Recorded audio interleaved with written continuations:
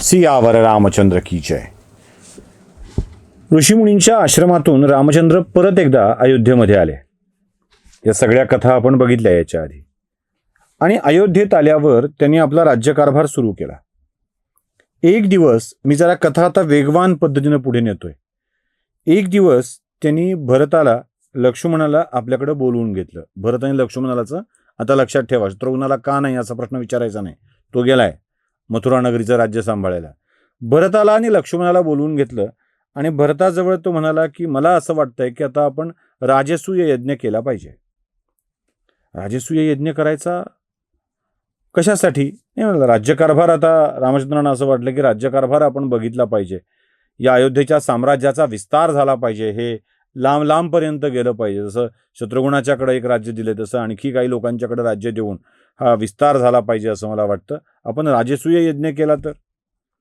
भरत आणि लक्ष्मण दोघंही म्हणाले, रामचंद्रा, अहो आपण असे राजा आहात जे प्रजेचे रक्षक आहात. नाहीतरी या भरतखंडातली बहुतांश राज्य ही तुमच्या अधीन आहेत. तुमचंच वर्चस्व त्यांच्यावर आहे. बहुतेकांनी मांडलिकत्व स्वीकारलेलं आहे. हा राजसूय यज्ञ करायचा असेल तर आपल्याला राजांच्या सोबत, यज्ञासोबत युद्धही करावं लागेल. आणि या युद्धाच्या मध्ये जे आपले अंकित आहेत त्यांचे सैनिक नाहक मारले जातील अशा युद्धांच्या मध्ये. त्यामुळे हा युद्ध करू नये असं मला वाटतं. भरत आणि लक्ष्मण दोघेही रामचंद्रांना सांगतायत. म्हणजे अरे यज्ञ तर करायचा आहे, हे युद्ध करू नये असं तू म्हणतोयस, काय करावं? मला वाटत नाही की निरपराध माणसांना मारावं. त्यामुळं राजसूय यज्ञाचा विचार आपण डोक्यातून काढून टाकावा. रामचंद्रांनाही ते पटलं आणि रामचंद्रांनी राजसूय यज्ञ करण्याचा विचार सोडून दिला. ते म्हणाले, मग काय करायचं? राजाने करावे असे यज्ञ कोणकोणते? एक तर करायलाच हवा. तो तर करण्याचा विचार माझ्या मनामध्ये येतोय. तुझं म्हणणं राजसूय यज्ञ करायचा नाही. मग कुठला तरी यज्ञ करायला हवा. लक्ष्मण म्हणाला, एक यज्ञ करता येऊ शकतो. कोणता? अश्वमेध करूया. याने काय होईल? ते सोपं आहे ना. म्हणाले, यज्ञाचा अश्व तयार करायचा आणि तो अश्व सोडून द्यायचा. तो ज्या ज्या दिशेला जाईल त्या त्या दिशेला त्या राजाने त्या अश्वाला जाऊ द्यावं. आपलं मांडलिकत्व स्वीकारावं. ज्याला वाटतंय आपलं मांडलिकत्व नाही वाटत आहे त्यानं त्या घोड्याला अडवावं. आपल्या सैन्याशी युद्ध करावं. आपलं सैन्य पराजित झालं, घोडा त्याचा, तो विजयी. त्यानं पराभूत झाला तर त्याचं राज्य आपलं. असं सरळ साधं गणित आहे. म्हणजे ठीक आहे, हे करता येऊ शकेल. पण असा यज्ञ कोणी केलाय? ते म्हणले, हा यज्ञ थेट इंद्राणी केलेला आहे. थेट इंद्राणी. इंद्राणी का केलाय? इंद्राणी वृत्रासुराचा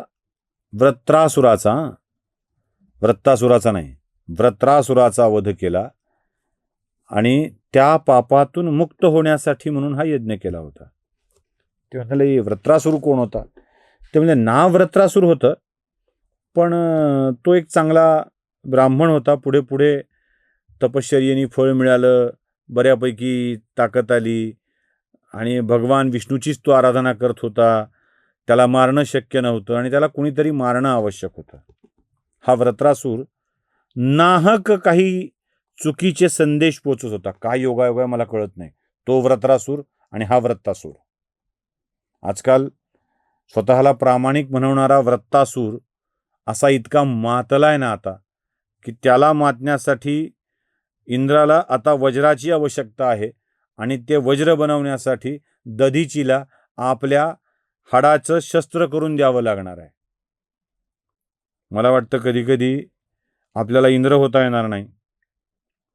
आपल्याला दधीची होऊन आपल्या हाडाची शस्त्र करून इंद्राच्या हातात देता येऊ शकतील, एवढं तर होऊ शकतं. या वृत्तासुराला आताच्या संपवायला राजाच्या हाती आपल्याच हाडाची शस्त्र करून द्यावे लागतील. सुदैवाची गोष्ट, योगायोगाची गोष्ट बघा. सुदैवाची नाही, योगायोगाची. अजून सुदैव आहे की नाही मला माहीत नाही. योगायोगाची गोष्ट बघा. वृत्रासुराला मारायला भगवान विष्णूंनी नकार दिल्यानंतर देवेंद्राला यावं लागलं होतं आणि त्याने दधीची या हाडाची शस्त्र करून वज्र करून वृत्रासुराला मारलेलं होतं. काय योग आहे मला माहित नाही. आता मातलाय तो वृत्तासूर, राजा म्हणून देवेंद्रच आहे. आता दधीचीची आवश्यकता आहे. म्हणजे सारखं सारखं लोकांना वाटतं का असं का असं का असं, तर आम्ही ते दधीची व्हायला तयार आहोत. जाळून टाका, संपवून टाका, या हाडाचं शस्त्र करा आणि त्या शस्त्राने हा वृत्तासूर संपवा. वृत्तासुराचा आणि वृत्रासुराचा उद्रेक आता संपवल्याशिवाय जमणार नाहीये.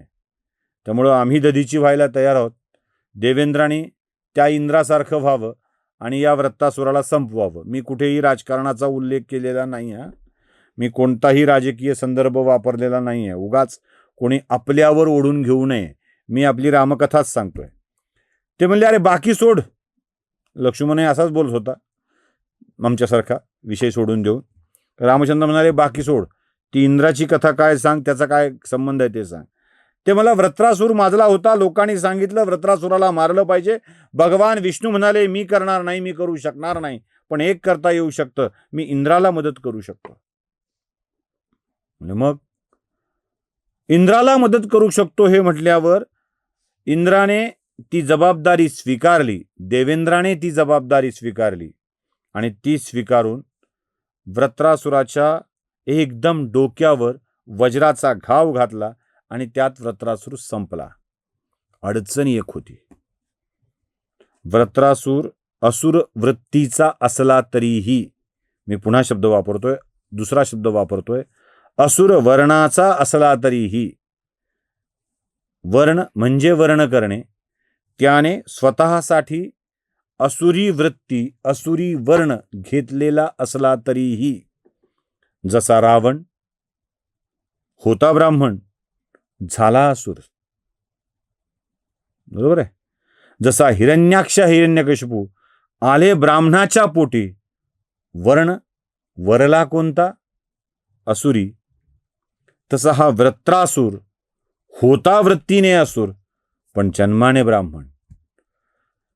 इंद्राने या ब्राह्मणाला वज्राने मारल्यानंतर त्याला भय वाटू लागलं की आपण या पातकातून मुक्त होऊ की नाही, आणि इंद्र बसला लपून. इंद्र लपून बसल्यानंतर आता स्वर्गात राजाच नाही म्हटल्यावर हाहाकार माजला. राजा नाही, राजा नाही, राजा नाही. काय करायचं, कुणाला राजा करायचं खबर, कुणाला करता येत नाही. इंद्राशिवाय दुसरा कुठला राजा होऊ शकत नाही. झालाच समजा थोडा काळ तर असा काहीतरी वर्क फ्रॉम होम करतो की इतका गोंधळ घालून ठेवतो की संपलं काम. त्यामुळे देवेंद्राशिवाय राजा होऊ शकत नाही. ह्या स्वर्गातलाही प्रॉब्लेम आहे आणि भूतलावरचाही प्रॉब्लेम आहे.